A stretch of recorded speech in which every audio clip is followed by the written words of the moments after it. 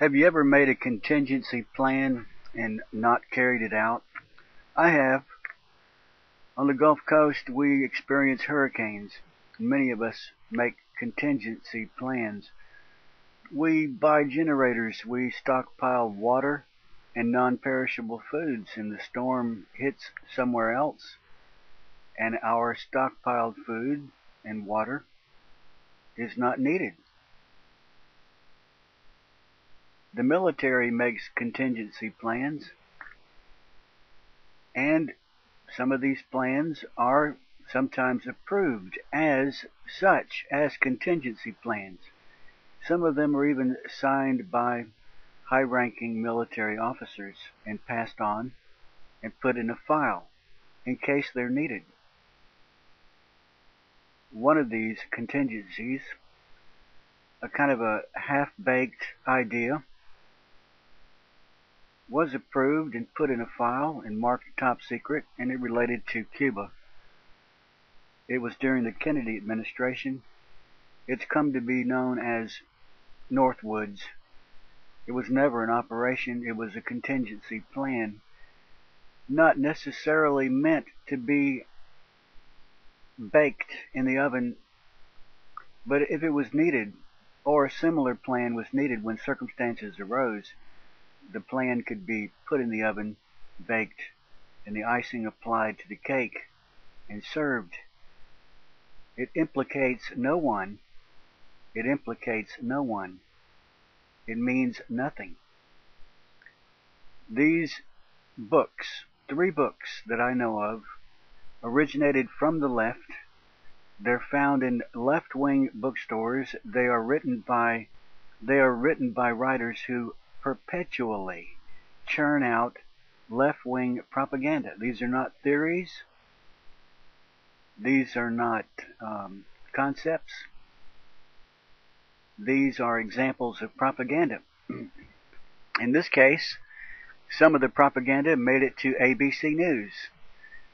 It was not uncovered by ABC News. It was handed to ABC News, just as CBS was handed a bogus story found to be put out by the KGB about the Pentagon creating the AIDS virus. They ran with it. They hadn't verified it. They were careless. Dan Rather got in trouble on a number of occasions for putting out such BS under the guise of investigative journalism. Journalists are handed stuff. Journalists were handed stuff via anonymous blogs in regard to Sarah Palin just a few months ago. They ran with it. They love to run with this stuff. It's so easy. They are probably even financially rewarded, and their careers are boosted for having done so. This is why the news media has become utterly discredited. All right, I'm leading up to a subject called blowback. I mentioned 3 books. I made a video over a year ago entitled Debunked the False Notion of Blowback. I'm fully aware of the definition of blowback. It simply means unintended consequences. You could call it anything you like. The CIA had a kind of a slang expression among some of CIA analysts, and it was called blowback. Just because 4 planes were hijacked on 9/11, this is no reason to assert that the hijackings were blowback. One of these left-wing propaganda machines, I'm going to find his name eventually. I haven't found it yet. I had it in my memory a few months ago. But I found his book listed for sale at a bookstore called Left Books, and this same bookstore was linked to a site which was offering free rides. Join here, sign up here to get a bus trip, a free bus trip to Washington, D.C. to march in the next anti-war protest. All of these folks appear on fringe, anti-war, extremist, radical radio programs or internet, so-called radio programs. They're just internet recordings, the same stuff as what I'm doing right here. And these people pretend to converse. I could pretend to converse. How are you today, George? And George says, I'm doing great, thanks. I'm glad to be on your show. Okay, that's all it is. The Amy Goodman show, Democracy Now!, that's all that is. She just has more money. I'm operating on a zero budget. Amy Goodman has money. Her people are paid to do their stuff. George Soros pays for it. George Soros, S-O-R-O-S, pays Amy Goodman. Amy Goodman promotes these books under the guise of news. This is not news. One of these books was the original origin of the group of so-called conspiracies that later became known as the video Loose Change.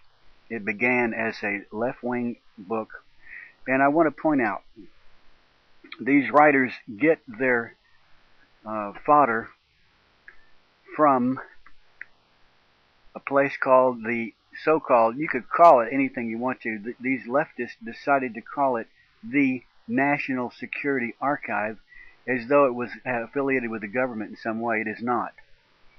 Anybody can request through the Freedom of Information Act documents that were once classified that have now been declassified. Anybody can request them.